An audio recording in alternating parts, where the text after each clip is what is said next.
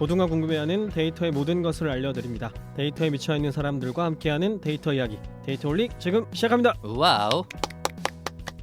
네, 멤버 소개를 들어보겠습니다. 먼저 박 박사님. 네, 자동화 생각에 뇌가 기기로 바뀐 박 박사입니다. 반갑습니다. 반갑습니다. 반갑습니다. 네, 데이터 분석으로 밥 먹고 사는 김 팀장입니다. 반갑습니다. 반갑습니다. 우선은 저희 후원 관련해서 말씀을 드릴게요. 데이터올릭은 여러분의 후원으로 만들고 있습니다. 일단 정기 후원을 해주고 계시는 분들이 계세요. 저희 카카오뱅크 계좌로 정기 후원을 해주고 계시는 귀동량님 그리고 웃는아이27님 감사드립니다. 그리고 또 팟빵으로 후원을 해주시는 분들도 계세요. 네, 날아가는 오륵새님 감사드립니다. 그리고 오랜만에 그 에피소드 후원이 들어왔습니다. 와우. 네, 얼마 전에 제가 작업을 했었던 에피소드 98번 데이터의 감정을 분석하는 방법, 텍스트의 차이를 알아내는 방법, 뒷목 아파라는 닉네임을 쓰고 계신 뒷목 아파님께 감사드립니다. 여러분의 후원, 구독과 좋아요가 많은 힘이 되고 있습니다. 감사합니다. 감사합니다. 네, 그리고 저희 데이터올릭은 여러 채널에서 들으실 수 있어요. 우선은 유튜브에서도 들으실 수 있고요. 그리고 팟빵, 애플 팟캐스트에서도 들으실 수 있습니다. 그리고 그 외에 저희가 모르는 다양한 팟캐스트 플랫폼에서도 많이 올라와 있습니다. 네, 이번에 하나 찾았죠? 네, 저희가 속속 제보를 받고 있어요. 여기에도 나와요라고. 네, 자유로운 곳에서 들어주시면 됩니다. 그리고 저희 그 후원 계좌는 공지사항이 있어요. 팟빵하고 유튜브 공지사항에, 그리고 채널 정보에 보면은 후원 계좌가 있습니다. 예, 이렇게 후원해 주시는 비용은 저희가 녹음하는데, 그리고 편집하는데, 그리고 기획하고 운영하는데 카페인 값으로 소중하게 사용하고 있습니다. 방송을 들어주시는 모든 분들께 감사드립니다. 감사합니다. 감사합니다.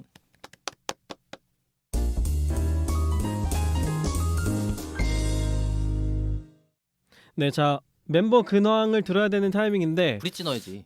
네, 브릿지요? 넣으셨겠죠. 네, 멤버 근황 얘기하실 거 있습니까, 박 박사? 네. 없습니다. 없어요? 네. 원래 이제 이전에 있었던 누군가는 여기에서 근황을 굉장히 강조를 했었는데 오늘은 과감하게 생략하도록 하겠습니다. 맞습니다. 할 얘기가 많기 때문에. 네, 오늘은 또 저희가 아주 어려운 분을 저희가 모셨습니다. 어렵습니까?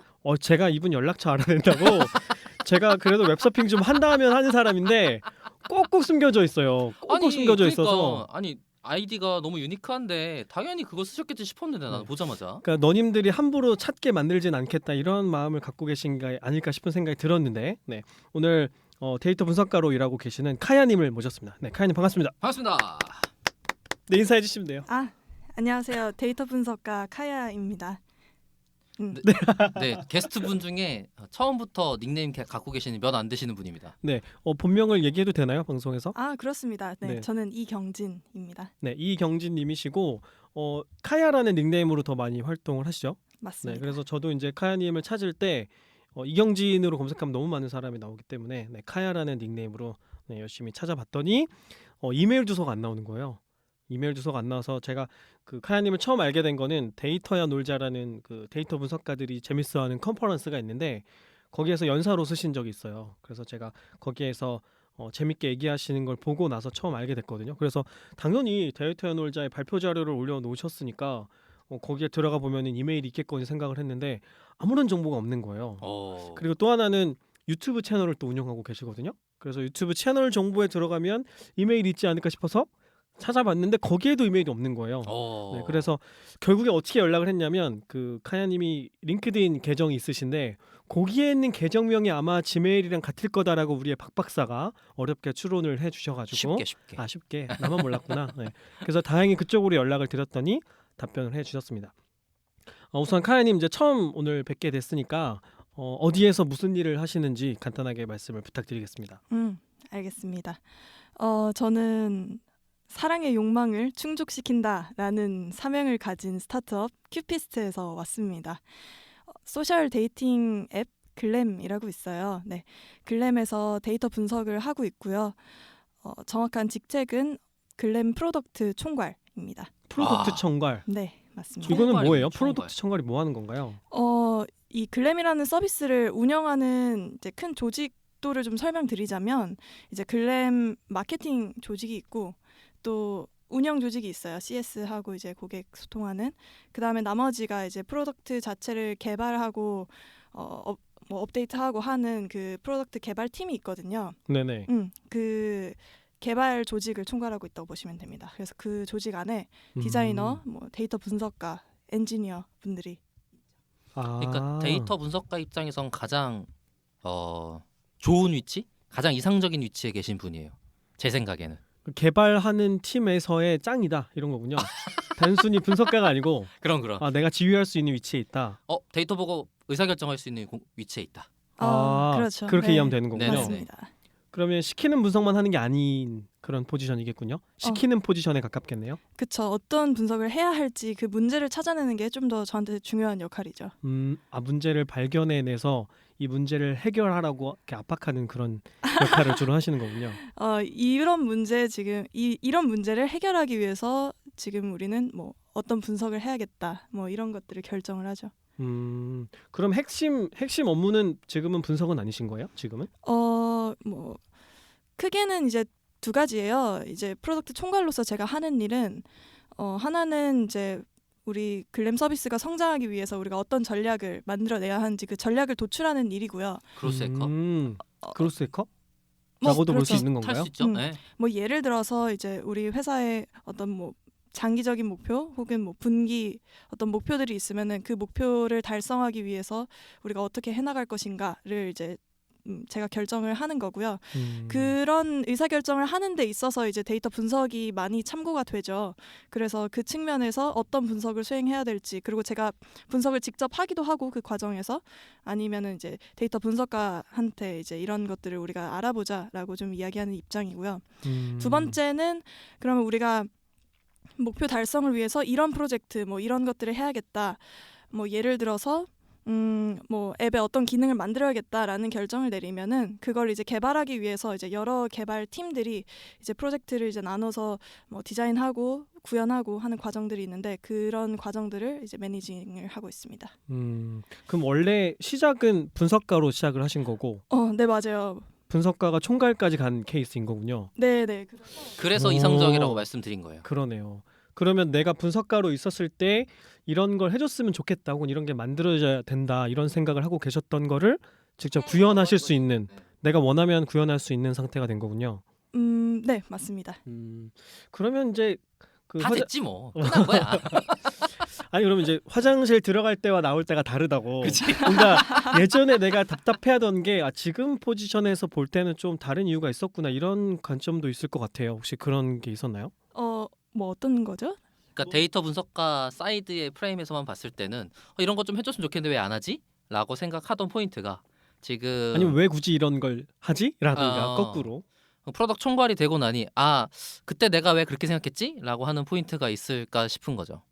입장이 달라졌으니까. 이제 조금 더 풀어서 얘기하자면 분석가 입장에서는 뭔가 그런 게 있을 수 있을 것 같아요. 반복적으로 해야 되는 작업이라던가 굳이 이걸 이런 방법으로 해야 되나 이런 고민들이 있을 수 있을 것 같은데 총괄의 입장에서 봤을 때는 그런 형태로 해야만 하는 어떤 이유들이 발견될 수 있을 것 같거든요. 아니면 그렇게 하는 다른 우선순위를 생각해 보니 그렇게 하는 게 더 빠르거나 나은 건 선택일 수도 있는 거고.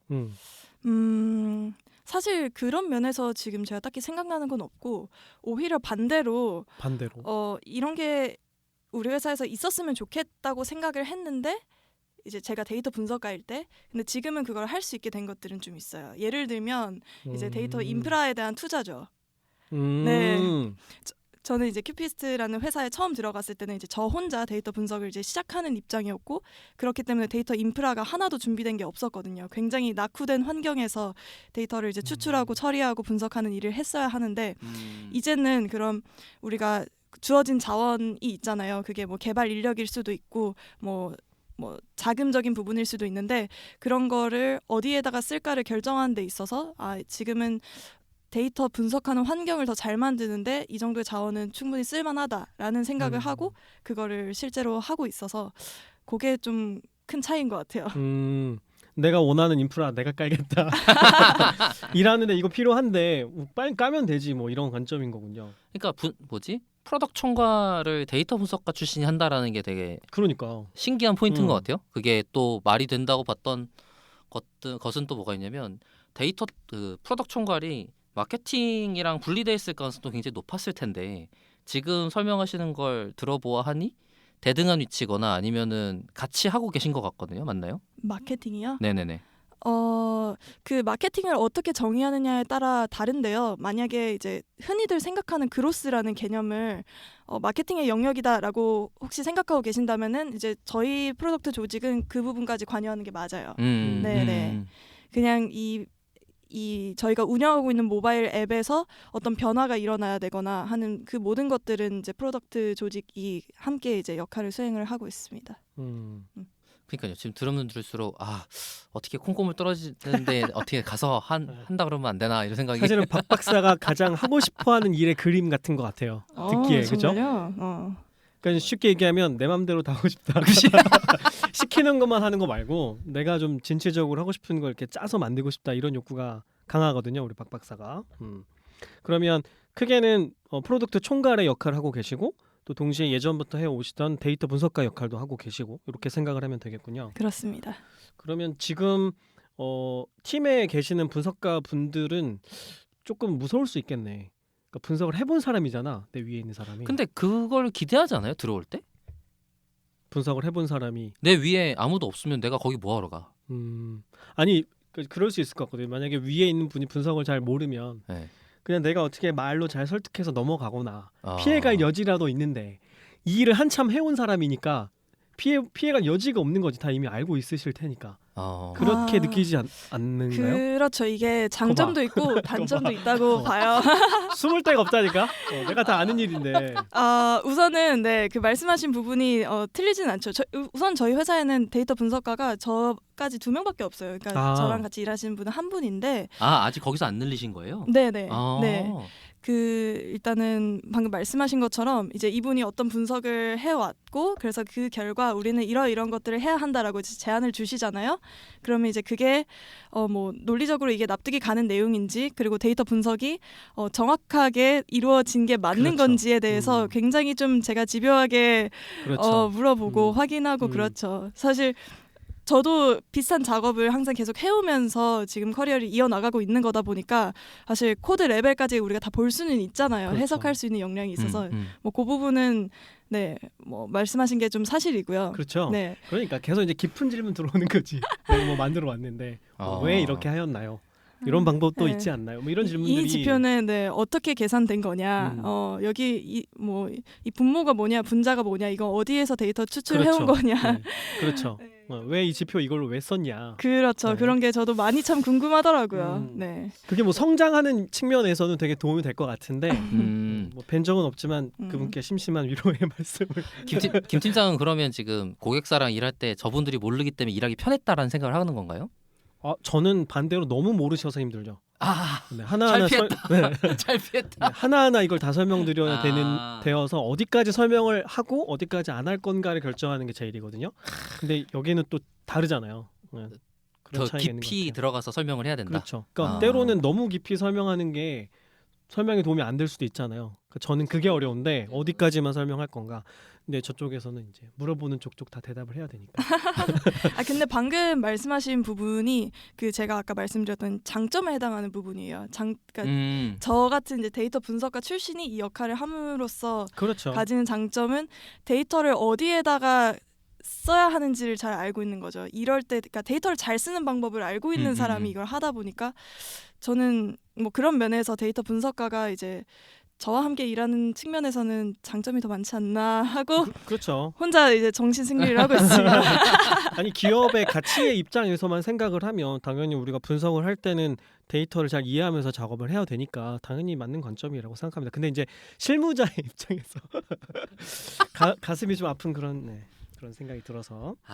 네. 뭐 근데 제가 아까 말씀드린 것처럼 데이터 분석가가 총괄을 하거나 뭔가 다른 역할을 하는 것이 장점이 많다고 생각해요. 저 같은 경우도 지금 개발 일을 하고 있는데 그러니까 개발 제품의 설계를 할 때 분석을 고려 안 할 수가 없어요. 머릿속이 원래 돌아가던 게 그거다 보니까. 그래서 이거 로그 뽑기 쉬우려면 이렇게 해야 되는데 아니면은 이게 이렇게 설계돼야 되는데 라는 생각을 하게 되는데 개발자 커리어를 기본적으로 타셨던 분들은 그거료가 전혀 없이 설계를 하고 그렇죠. 그거에 대한 인터페이스를 분석가랑 뭘 하기 위해서 노력을 하고 이런 걸 하게 되거든요. 그러니까 부가적인 업무처럼 생각을 하게 되는 거죠. 네네, 그거는 원래 하던 일이 아니니까. 그래서 그런 부분이 아마 조금 더 반영이 많이 되지 않을까 이런 생각이 좀 같이 드네요.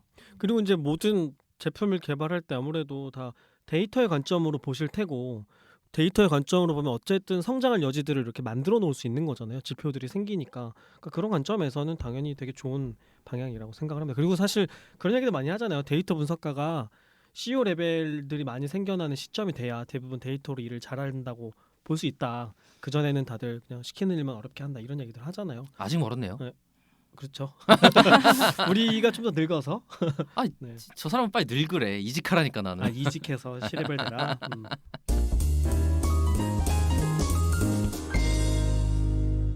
그러면 요 큐피스트라는 프로덕트에 대해서 조금 더 설명해 주시면 좋을 것 같아요. 큐피스트는 글램이죠, 글램. 네네, 죄송합니다. 큐피스트는 저희 회사 회사 이름이고요. 큐피스트에서는 두 가지 사업을 하고 있어요. 하나는 이제 그 소셜 데이팅 앱 글램이라는 서비스 운영. 소셜 데이팅 앱이라는 거는 커플을 만들어 주는 그런 앱인 건가요? 네, 쉽게 말해 음. 뭐 소개팅 앱이라고 흔히들 소개팅 하죠. 네, 그 뭐 회원들이 이제 유저들이 본인의 프로필을 이렇게 쭉 올려놓고 이제 가입을 하면 이제 잘 맞을 사람들을 우리 앱에서 추천을 해주고 거기에서 호감을 표현할 수 있어요. 마음에 드는 사람들한테. 그래서 상대방도 이제 나의 호감을 받아준다면 그러면은 이제 채팅하고 또 연결 뭐 여러 가지 연락을 또 주고 받으면서 좋은 만남으로 이어질 수 있게끔 제공하는 게 이제 저희 서비스의 역할입니다. 다들 한 번씩은 가입해 본다는 그런 서비스이겠네요. 그렇죠? 그렇습니다. 두 분은 안 해보셨나요? 저는 연애할 때 한번 이쪽 사업이 잘 나갈 때가 있잖아요. 그 음. 한창 유명할 때가 있었어요. 이음이 막 그렇죠. 이음. 돈 많이 벌어요. 막 이럴 때가 있었거든요. 옛날 얘기죠. 굉장히 옛날 옛날 얘기죠. 얘기죠. 대학교 저도 다닐 그때예요. 때. 맞아요, 네. 맞아요. 그때 다들 해보지 않았을까? 생각이 우선 들고 저도 이걸 한번 해보겠다고 폰에 30개씩 깔고 막 그랬었어요. 네. 근데 이제 와이프 친구가 제 프로필을 보고 연락이 와서 헐. 아, 이거 벤치마킹 중이다. 헐. 잘 피해갔네. 해본 적이 있었죠. 예. 그런 그것도 벌써 서비스. 옛날 일이요. 예. 요즘에는 진짜 안 썼어요. 지금 보니까 라이브 통화 기능이 있네요. 깜짝 놀랐어요. 네네, 맞아요. 그냥 채팅으로만 하는 게 아니라 실시간으로 느낌이. 그러니까 바로 이렇게 스와이프 하면서 다른 사람을 계속 만나는 거예요. 영상으로. 영상으로요. 네, 영상 통화를 하는 건데 이제 그 상대는 이제 처음 보는 그러니까. 이성인 거죠. 그러니까 우린 지금 원시 시대 앱을 생각하고 있는 지금 거야. 요즘에 이런 소개팅 분야 앱들이 다 그런 시스템인 건가요? 아니면은 이게 좀 글램의 특이한 스타일인 건가요? 뭐 일반적으로 특히 한국에서 서비스 하고 있는 이제 뭐 데이팅 앱들은 뭐 그런 기능을 탑재하고 있지는 않고 이제 저희가 좀 더 트렌디한 만남의 방식이 무엇일까, 이 다음 레벨의 데이팅 앱은 어떤 모습일까를 좀 상상하면서 만들어보고 있는 거죠. 특히 요즘 이제 비대면 시대가 오고 있잖아요. 이제 방구석에서 저 새로운, 이제 데이팅을 할 수 있는 시대가 와야죠. 다행이다. 우리가 그렇게 옛날 사람은 아닌가 봐. 저는 이게 일반화된 건 줄 알고. 그래, 난 벌써 옛날 사람이 느껴진 내 스스로가. 그게 하나의 프로덕트가 있는 것이고 또 뭐가 있는 건가요? 막 하나 더 있다고 하신 것 같은데. 네네. 두 번째는 굉장히 파격적인 뭐 소개팅 앱보다 훨씬 더 성인용품 사업을 하고 있어요. 그래요? 캐시카우가 여기구나. 성인용품을 판매하는 몰 같은 건가요? 정확히는 저희가 지향하고자 하는 거는 섹슈얼 라이프스타일 브랜드예요. 굉장히 모호하게 들리죠. 브랜드 이름이 로마라고 해서 Love Myself라는 것의 이제 약자거든요.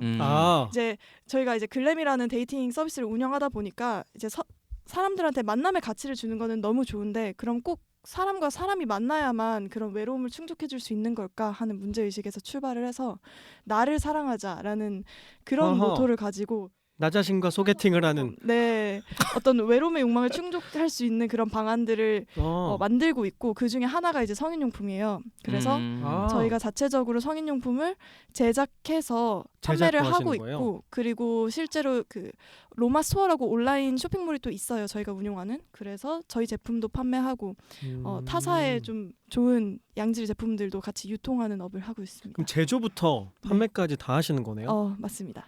그러니까 딱 듣자마자 여기가 캐시카우야. 엄청난데? 여기가 더 수익이 많이 날 거라고 예상을 하는 거예요? 그럼요. 그것과는? 너무 당연하죠. 그렇지는 않아요. 그래요? 네네.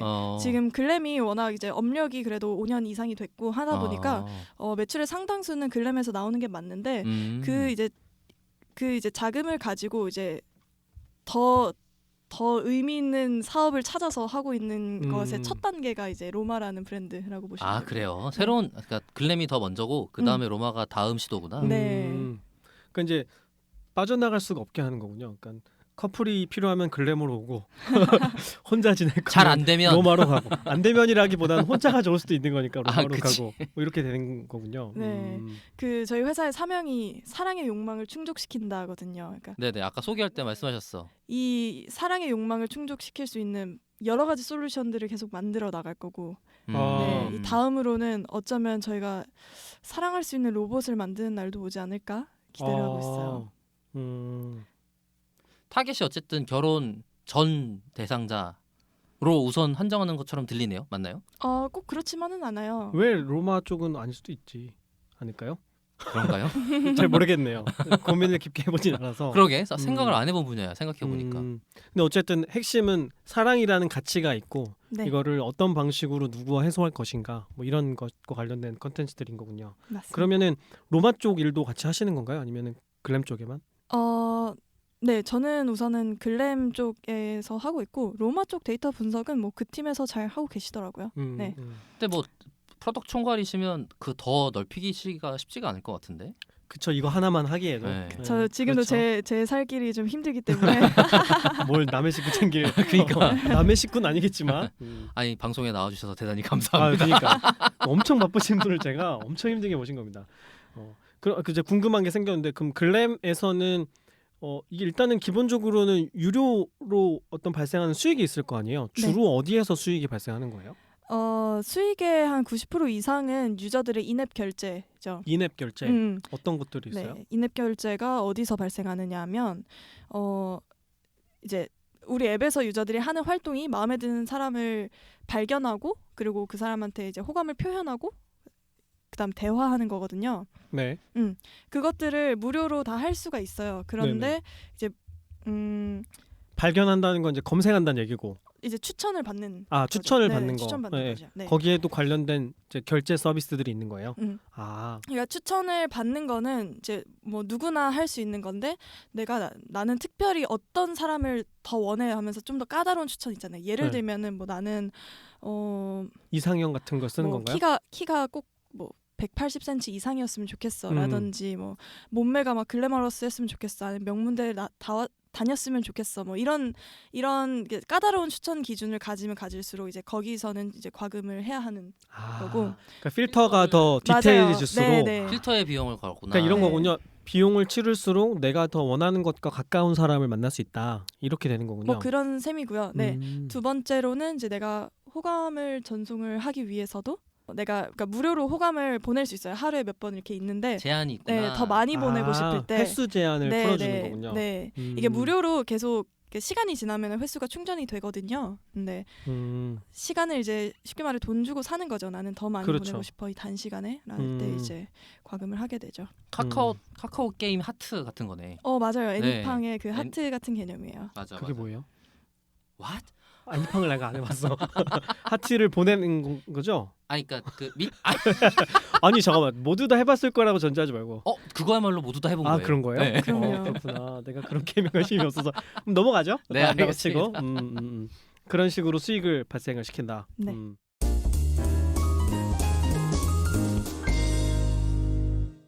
자, 저희가 이제 서비스 얘기로 넘어가려 하고 있던 찰나에 우선은 저희가 이제 카야님이 어떻게 하시다가 이런 일을 하시게 되었나, 우리가 또 게스트를 모셨으면 이제 과거의 역사를 한번 훑어봐야 되지 않겠습니까? 그래서 어쩌다가 분석가가 되었나, 그런 얘기를 좀 들어보면 좋을 것 같아요. 네.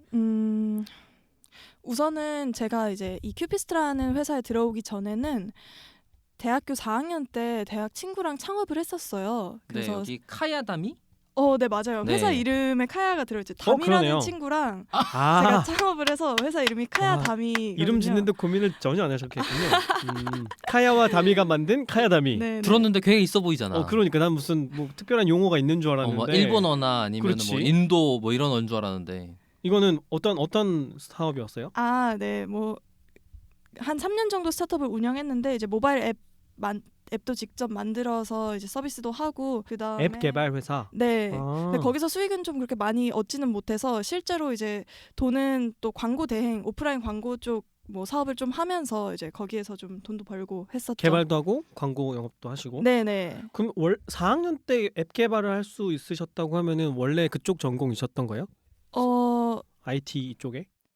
제가 이제 개발을 직접 했던 거는 아니고 저는 이제 음. 마케팅을 주로 했고 이제 개발자 하시는 이제 팀원들이 있었죠. 네. 아 마케팅 파트를 네, 핵심적으로 네. 하셨던 저는 거고 이제 마케팅을 그때 당시 주로 했었고 그럼 담이라는 분이 개발인 건가요? 그분은 이제 디자인을 했었고 이제 디자인을. 개발자도 또 몇 분 계셨죠. 아, 네. 두 분이 아니고. 네네네. 두 분이 대표?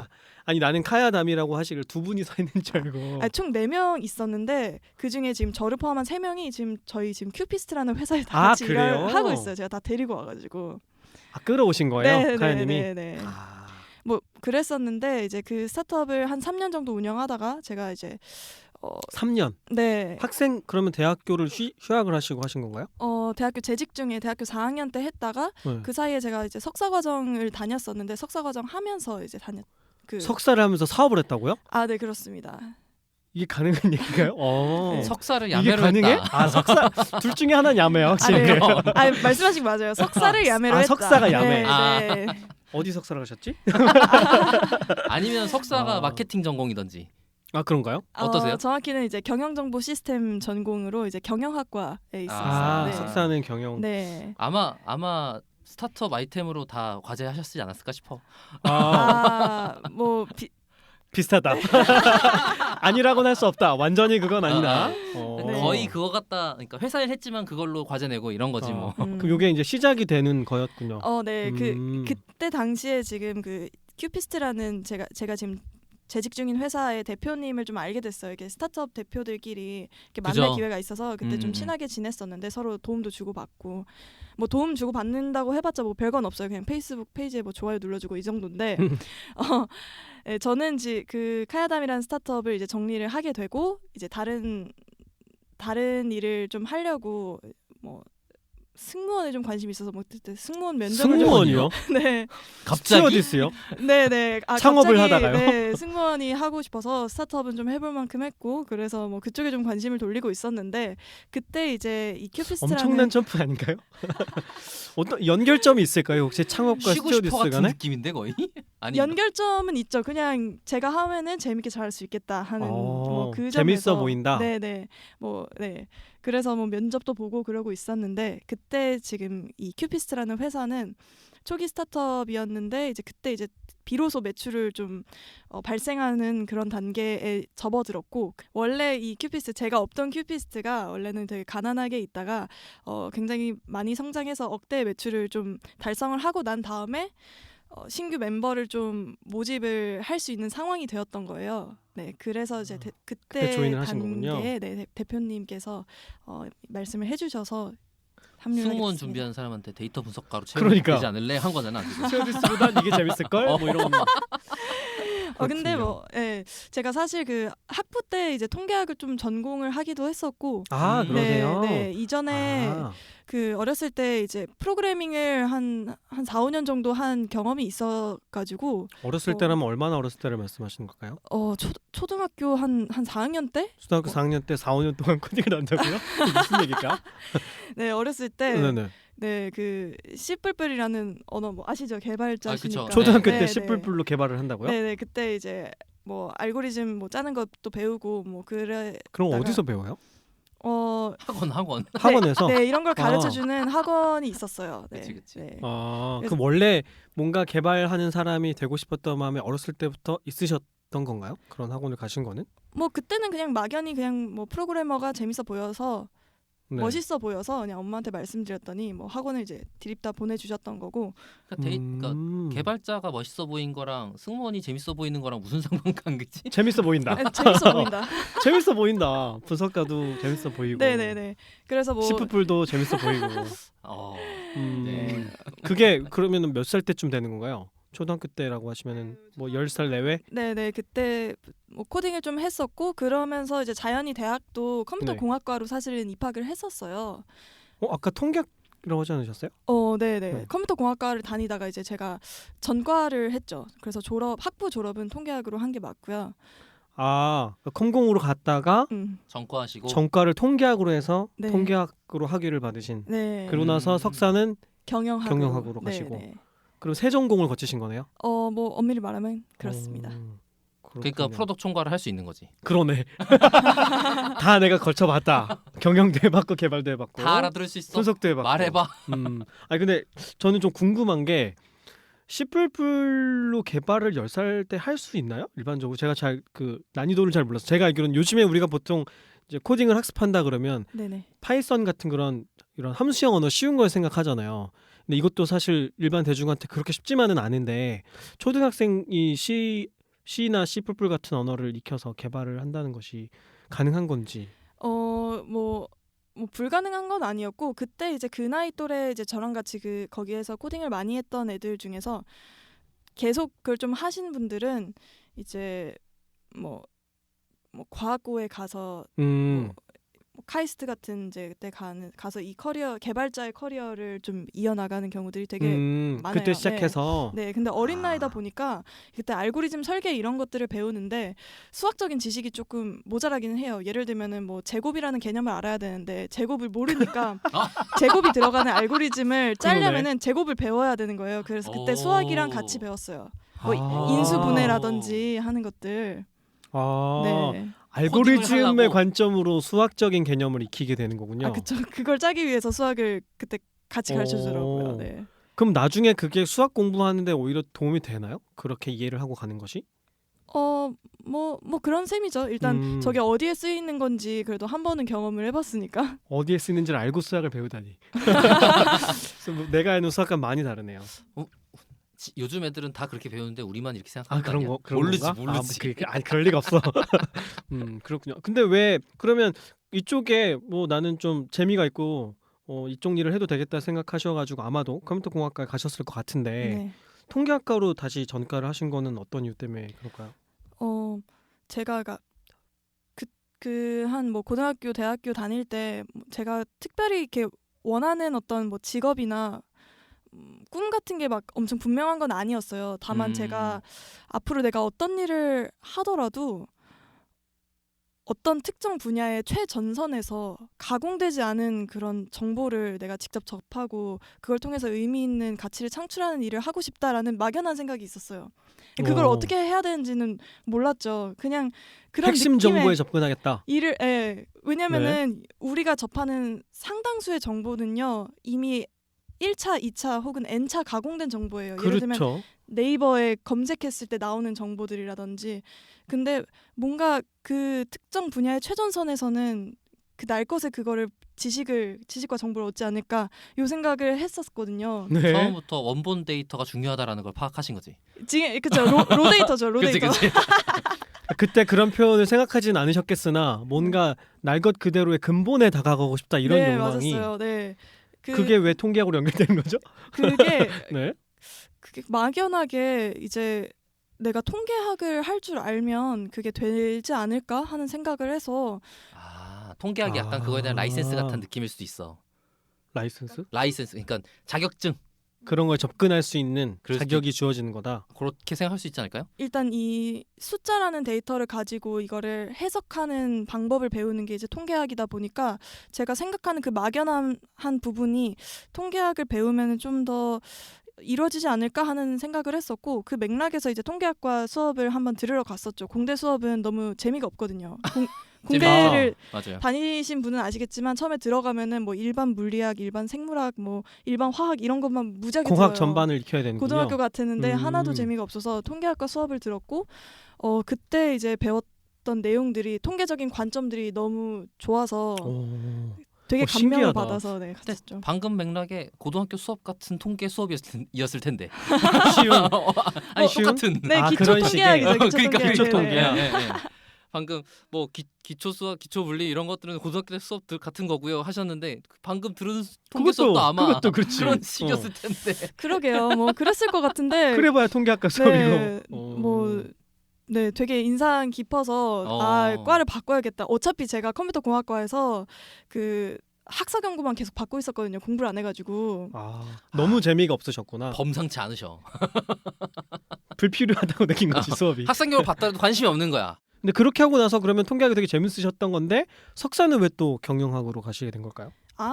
그거는 굉장히 심플합니다. 제가 그때 창업을 하고 있었기 때문에 그러니까 네, 석사는 이제 필요했고 가정의 평화를 이루기 위해서는 이제 부모님께서는 이제 내 딸내미는 돈 없는 창업가가 아니고 대학원생이다. 공부를 하고 이제 있다. 생각하실 명목이 응. 좀 필요했던 게 진짜로. 학습에 필요했던 게 아니라 부모님께 드릴 어떤 뭐 농담이고요. 아, 사실은 농담이군요. 조금 더 이제 배워보고 싶은 게 있어서, 그러니까 경영학에서는 도대체 어떤 이야기를 하는지 궁금해서 이제 갔던 거였는데, 뭐 제가 막 그렇게 좋아하는 학문은 아니더라고요. 뭐 통계학과 다니다 경영학은 보니까 이제. 좀 먼 거 같긴 해요. 그죠? 통계학과 경영학은 근데 뭐지? IMS로 아니 IMS래. 인포메이션 MIS. MIS. 네. MIS로 들으신 거 아니에요? 네네. 그러면 엄청 다르진 않은데? 뭐 다르긴 다르지만 순수 경영 넘어가시죠. 아니 얘기해 주셔도 좋을 것 같아요. 그냥 경영과는 좀 다른 전공이에요? 그냥 보통 경영학 했을 때 떠오르는 것하고. 네네. 경영학의 세부 전공이 한 6가지가 있어요. 마케팅, 재무, 뭐 인사 등등등이 있고, 이제 경영 정보 시스템이라는 분야가 있는 건데, 이 부분이 그나마 이제 뭐 쉽게 말해 문과 전공들 혹은 경영학 전공 안에서는 공학이랑 가장 좀 맞닿아 있는 부분들이기는 해요. 그러니까 경영을 하기 위한 정보를 수집하기 위한 시스템을 만드는 뭐 그런 것과 관련된 학문이다 보니까 그나마 좀 가깝기도 해서 그래서 겸사겸사 이제 좀 들어가 봤던 건데, 저는 학계에서 좀 더 공부를 하고 논문을 읽고 이론을 만들어 가는 것보다는 제가 이제 스타트업 해가지고 직접 부딪혀보고 또 그런 시행착오를 얻어가면서 뭔가를 해내는 게 좀 더 저한테 맞는 것 같아서 공부 자체가 내 취미는 아니다. 네. 어떻게 응용해서 잘 써먹느냐가 중요하다 이런 생각을 하신 거군요. 그렇습니다. 그러면은 석사를 마치고 그리고 이제 본격적으로 회사에서 일을 하시게 된 건가요? 네, 맞아요. 그럼 이게 지금 어느 정도 전 시점일까요? 그러니까 이게 몇 년도 얘기를 우리가 지금 하고 있는 걸까요? 석사 졸업하셨던 시점이? 큐피스트가 5년 됐다 그랬으니까 한 네, 5년 정도 4-5년 네, 4-5년 4-5년 정도 정도 되지 않을까? 됐죠. 그럼 그때 석사 졸업하자마자 바로 큐피스트 들어가셔가지고 그때부터는 쭉 네. 분석가로 일을 하시다가 네. 지금 총괄까지 오신. 그렇군요.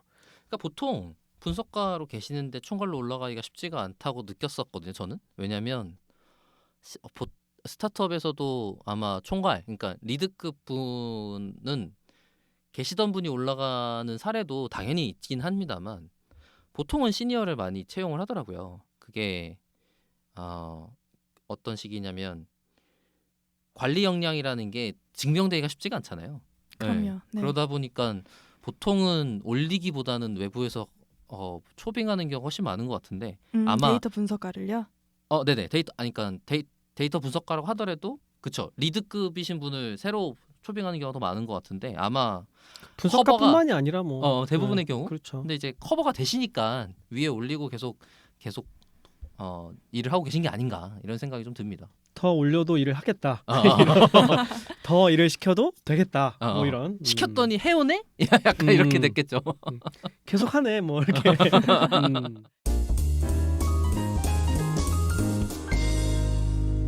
그러면 지금 5년 정도가 되셨다고 하면 글램이 그러면 성장하는 거의 대부분의 과정을 이렇게 보신 거겠네요, 그죠? 네, 그러면 맞습니다. 지금하고 그때하고 또 많이 다를 것 같다는 생각도 드는데 네. 그때 처음 그러면 이제 신입 데이터 분석가? 네. 이셨을 테니까 네. 그때는 주로 이제 어떤 업무들을 하시게 됐었어요?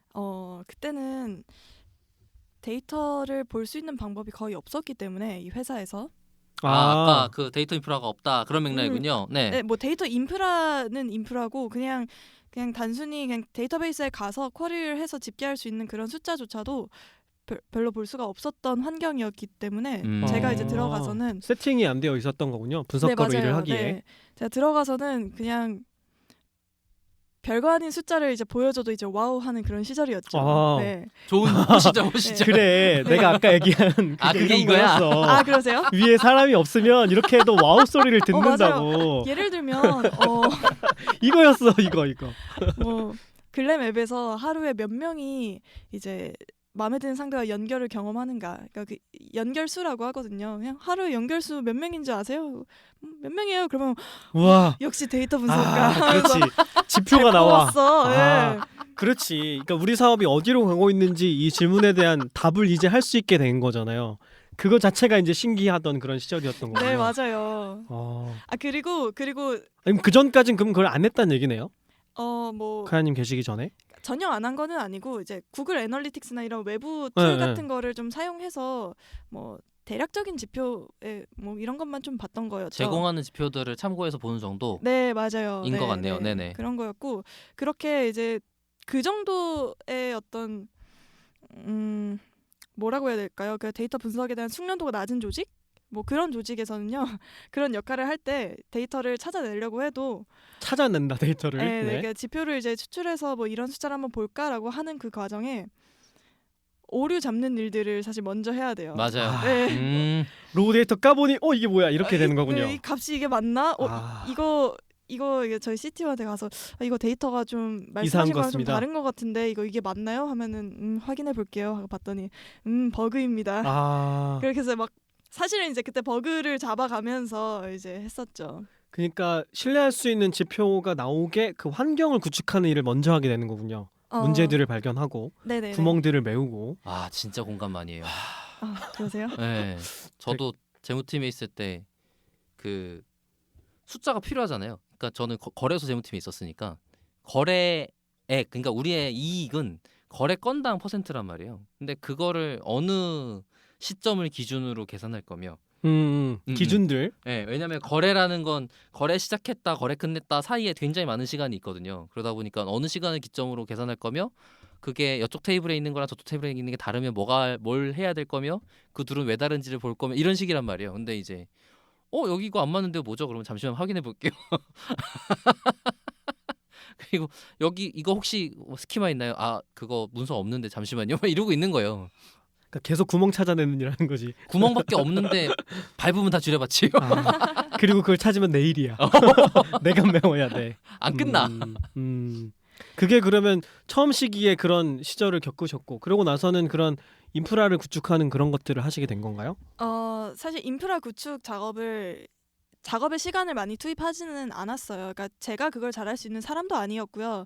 저는 일단 기본적인 어떤 뭐 데이터 분석에 대한 뭐 가이드라인, 우리 회사에서는 어떤 지표를 봐야 하며 뭐 데이터 분석은 이 방향으로 가야 하고 이 분석에 대한 결과 공유는 이런 식으로 해야겠다 하는 일종의 가이드라인을 제가 만들었어요. 저 혼자만의 약속인 거죠.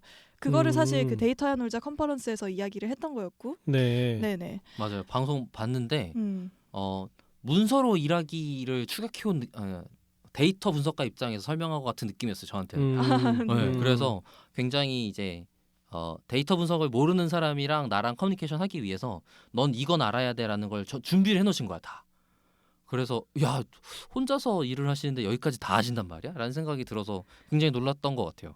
그러셨구나. 그게 사실 제가 입사하고 한 일주일 정도 됐을 때 그때 네. 그냥 제가 제 생각에 이런 거는 좀 정리를 해놓으면 좋겠다. 나도 좀 기준을 만들어서 지켜나가면 좋겠다 싶어서 적었던 것들이에요. 네. 그거를 사실 한 3년 뒤에 이제 컨퍼런스에서 발표를 좀 드렸던 거고. 네. 그럼 데이터를 관리하는 기준 이런 거라고 생각할 수 있는 건가요? 뭐 분석하는 기준, 기준. 바라보는 기준, 뭐 기술적인 내용보다도 뭐 예를 들면 뭐 사소하게는 그냥 일주일의 기준을 어떻게 할 건지, 우리 월요일부터가 일주일이야, 일요일부터가 일주일이야. 그러니까 룰을 왜 이렇게 정해야 되는지 이런 것들이 다 정리가 되는 기본적인 거군요. 용어적인 하신 거예요. 용어는 어떻게 쓸 것인지, 우리는 우리 앱을 사용하는 사람들을 유저라고 정의할 것인지, 뭐 사람이라고 할 것인지, 고객님이라고 할 것인지, 뭐 그런 용어에 대한 통일, 그리고 그래프를 그릴 때 색상은 어떻게 표현을 해야 할지, 뭐 어떻게 전달을 해야 훨씬 더 이제 듣는 사람 입장에서 데이터를 더 쉽게 이해할 수 있을지에 대한 방안을 이제 여러 가지로 만들어 본 거죠. 그러니까 지금 데이터 분석이 그러니까 최근에 개발 트렌드에서 어떤 용어를 쓰냐면 유비쿼터스 언어라는 용어를 써요. 맞아요. 네. 그거를 그때 처음 들어가서 준비를 하신 거죠. 아마 알고 하신 거면 그것도 모르고 대단한 했죠, 거고 네. 모르고 하신 것도 엄청나신 거예요. 그러니까 아마도 이거 없으면 일을 못 하겠는데 하는 생각에 원칙부터 마련하시려고 했던 게 아닌가 싶기도 하고. 그렇죠? 뭐 그랬던 것 같아요. 돌아보면. 아니 실행하는 게 굉장히 어려운 일이에요. 다들 그때 승환님 마이리얼 트립의 트립이요. 네. 양승환님 같은 경우도 용어를 정의하는 것부터 시작했다라고 하셨거든요. 근데 그때 다 찾아다니면서 일을 하셨단 말이에요. 근데 이렇게 아예 유비쿼터스 언어를 정의하고 그거를 공감대를 맞추는 작업을 해내신다는 것 자체가 엄청 어려운 일이에요. 그러니까 대단한 거지. 근데 그때 혼자 분석가로서는 혼자 계셨던 거겠죠? 네, 네, 맞아요. 어. 그러니까 뭐 저는 일단 조직이 좀 작으니까 저 혼자만 이걸 잘 지키고 잘 전파하려고 해도 그래도 이제 이게 문화로 발전될 수 있었던 거죠. 아 초기였기 때문에 네. 오히려 가능하다. 네, 만약에 아. 100명 있는 조직에서 혼자 이렇게 고군분투하고 있으면 좀 더 어렵지 않았을까요? 그렇죠. 네. 안 돼요, 잘. 네. 그러니까 태클 걸 사람이 없었다. 이렇게 생각할 수 있는 건가요? 나 아까 그거지. 음. 나보다 더 아는 사람 없어서 내가 하라고 하면 다 따라서 하고 하더라. 맞아요. 아, 내가 얘기한 맞겠거니 이렇게 되는 거군요. 그렇죠. 저보다 데이터 분석 잘하는 사람이 없으니까 아. 우리 조직에. 호시절이네. 호시절. 분석가가 그렇게 얘기했어. 이렇게 되는 거잖아. 아 제가 그렇게 할게 알겠어. 이럴 때라는 거죠.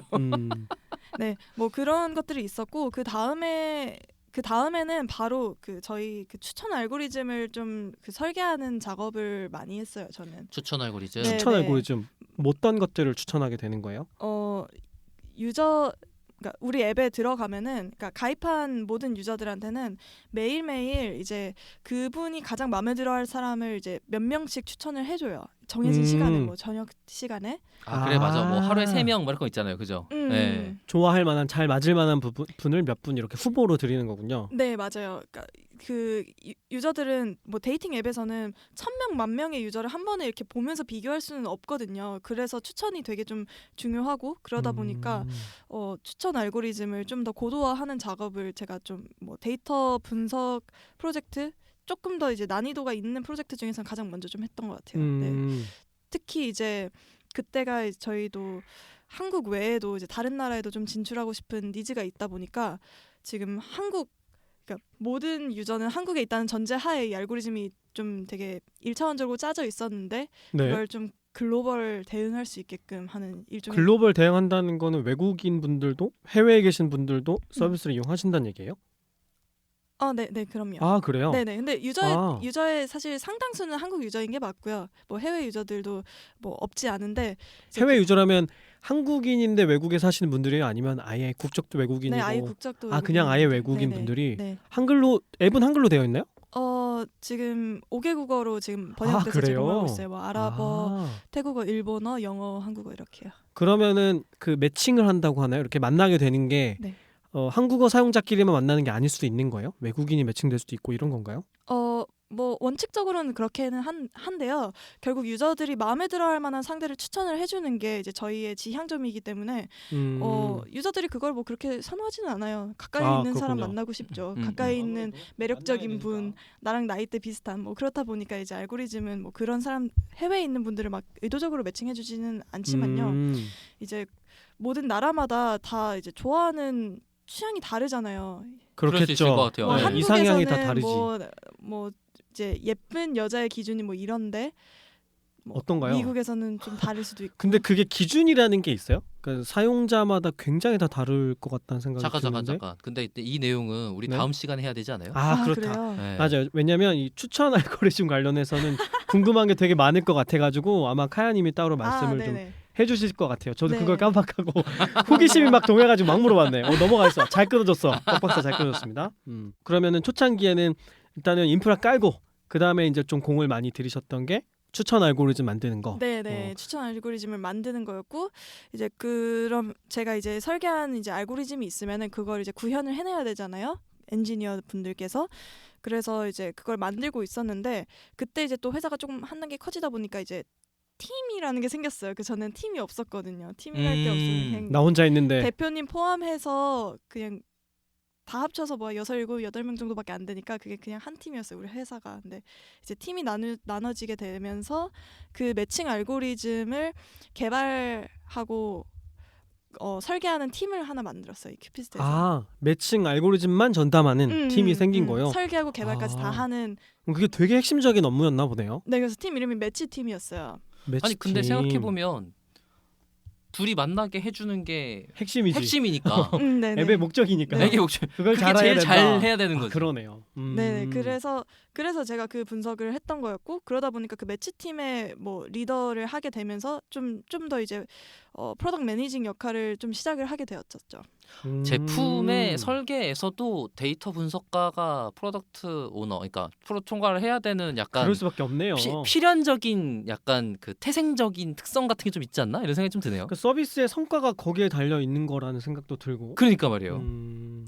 네, 그렇죠. 특히 이제 프로덕트 뭐 모바일 앱이 됐든 어떤 이제 온라인 서비스를 운영하는 회사에서 본인의 이 프로덕트를 발전시키고자 하는 열의가 어느 정도냐에 따라 다른데요. 그죠. 뭐 예를 들어서 우리는 뭐 서비스는 그냥 그대로고 그냥 뭐 가격을 뭐 이렇게 올려보고 낮춰보고 해가지고 매출을 극대화하겠다 하면은 사실 그런 기술적 챌린지가 별로 없을 수도 있는데 저희는 그거보다는 그냥 더 좋은 알고리즘을 만들 거야라는 그런 야망이 있었기 때문에 이제 데이터 분석가가 해야 하는 역할이 조금 더 넓을 수 있는 거죠. 다른 회사에서보다. 그게 진짜 다른 회사의 데이터 분석가와 역할이 다르다고 말했던 포인트가 이해가 됐어요. 그러니까 프로덕의 그 제품의 핵심 역할을 담당하는 데이터 분석가로서의 위치를 하고 계신데 보통은 나쁘게 말하면 그 지표 뽑는 역할만 하는 케이스가 훨씬 많을 것 같거든요. 아, 그렇죠. 네. 그러다 보니까 아마 링크드인이랑 비슷한 일을 링크드인의 데이터 분석가와 비슷한 위치에서 일을 하신 거 아닌가라는 생각이 좀 들었어요. 링크드인도 그렇죠. 사업의 목적 자체가 그 연결과 추천이 핵심인 제품의 그런 역량인 회사다 보니까 데이터 분석에 대해서 굉장히 집중 투자를 많이 하고 그 사람들이 제품에 직접 관여해서 아니면 그 사람들의 설계가 직접 제품의 핵심의 기능이거나 경쟁력이거나 약간 이런 사실 생사가 거기에 달려 있는 거죠. 그죠. 맞아요. 그걸 잘하느냐 못하느냐가. 그 제품의 핵심 역량이 무엇인가에 따라서 이제 다른 거죠. 맞아요. 네. 그리고 또 한 가지는 이제 아까 쿼리만 추출하는 경우도 있다고 하셨는데 데이터 분석가가 이제 그것과 관련해서는 그 회사가 얼마나 그 데이터에 기반한 의사결정을 잘 할 수 있는 역량을 갖췄냐에 따라서 되게 다른 것 같아요. 약간 분석가가 가지고 있는 회사 내 환경이 어떻게 다른가? 수용자들, 다른 사람들이 그렇죠. 뭐 특히 의사결정권을 가지고 있는 뭐 경영진들이 데이터를 얼마나 잘 쓸 수 있느냐에 따라서 그 데이터 분석가의 역할이 제한이 되는 거잖아요. 그렇지. 받아들일 수 있어야 뭘 갖다 주는 게 되는 거니까. 네. 뭐 그런 부분도 좀 데이터 분석가의 그 회사 내 역할의 차이를 좀 보이는 것 같아요. 그럼 이제 서비스가 성장하는 과정에서 분석가의 역할도 그거에 맞게 바뀐다고 봐야겠네요. 뭐 그럴 수 있죠.